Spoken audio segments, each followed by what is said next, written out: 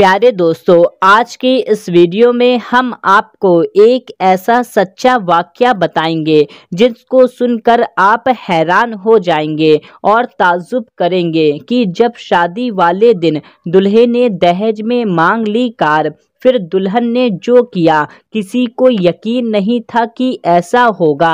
इसीलिए दोस्तों, आप इस वीडियो को पूरा आखिरी तक देखते रहिए। ये बहुत ही प्यारी वीडियो है और आप इस वीडियो को एक लाइक कर दीजिए और चैनल को भी सब्सक्राइब कर लीजिए, क्योंकि हम आपके लिए आपकी ज़रूरत की वीडियो लाते रहते हैं। प्यारे दोस्तों, गुजरात के अहमदाबाद में दो परिवार के बीच लड़का और लड़की की शादी तय हुई। फिर कुछ दिन के बाद उनकी मंगनी हो गई, यानी सगाई हुई। लड़की काफ़ी अच्छी पढ़ी लिखी थी। सगाई के बाद तकरीबन 1 साल का वक्त गुजर गया।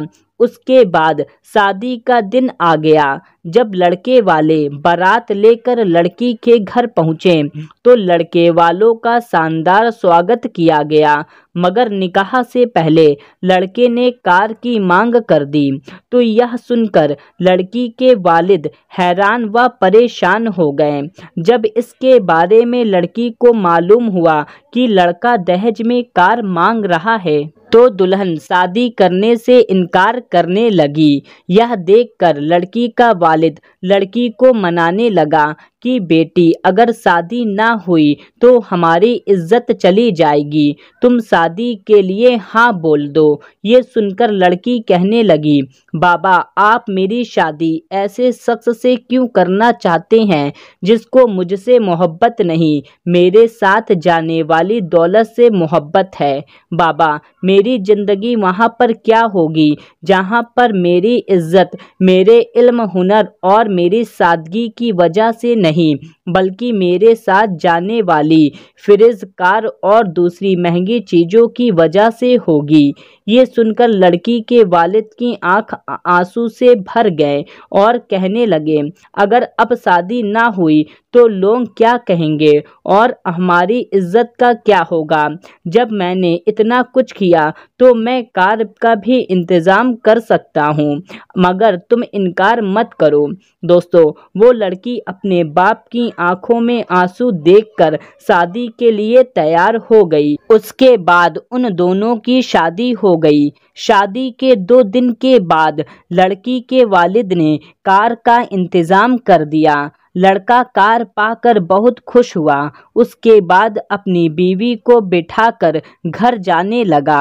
रास्ते में वो गाड़ी बहुत तेज स्पीड में चला रहा था और म्यूज़िक भी फुल करके रखा था। यह देखकर लड़की कहने लगी, म्यूज़िक की आवाज़ कम करो और गाड़ी की स्पीड भी कम करो। यह सुनकर लड़का ने कहा, मुझे काफ़ी टाइम हो गया है अपने दोस्तों की गाड़ी चलाते हुए, आज पहली बार मैं अपनी कार चला रहा हूँ। मेरी तो औकात भी नहीं थी कि मैं कार खरीद सकता, इसलिए मैंने तुम्हारे पापा से मांग लिया तो तुम्हारे पापा ने दे दिया, इसलिए आज मैं बहुत खुश हूँ। दोस्तों, वो आपस में बात ही कर रहे थे कि उसका ध्यान भटका और सामने एक भिखारी आ गया। इसकी टक्कर लगने वाली ही थी कि लड़की चिल्ला उठी तो लड़के ने गाड़ी घुमा दिया। वो भिखारी बच गया। लड़के ने गाड़ी रोकी और उतरा और जोर जोर से उस भिखारी को गाली देने लगा। इसकी गाली सुनकर उस लड़की को बहुत बुरा लगा और लड़की गाड़ी से उतरी और उस भिखारी के पास जाकर उसको उठाया। उसको पता चला कि वो भिखारी अंधा है। उसके बाद उस लड़की ने उस भिखारी को बताया, बाबा, हमारी नई नई शादी हुई है, हम लोग बातों में मशगूल थे, इसलिए हमारा ध्यान भटक गया, आप हमें माफ़ कर दीजिए। इस लड़की ने उस बाबा को 100 रुपए दिए और बोला, आप हमारी नई शादी की मिठाई खा लेना।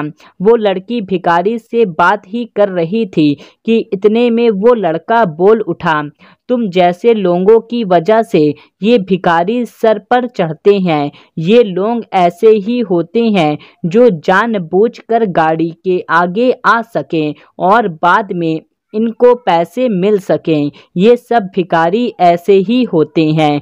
ये सब सुनकर उस लड़की को बहुत बुरा लगा। वो लड़की अपने शौहर से कहने लगी, ये जो भिखारी होते हैं ना, ये सुबह उठकर दर दर भीख मांगते हैं, तब जाकर इन्हें थोड़ा बहुत मिल पाता है। जब ये मेहनत करते हैं तो इनको मिल पाता है। और जहाँ पर मेरे पापा ने इतना पाल पोष कर इतना बड़ा किया, उन्होंने अपना सब कुछ आपके हवाले कर दिया।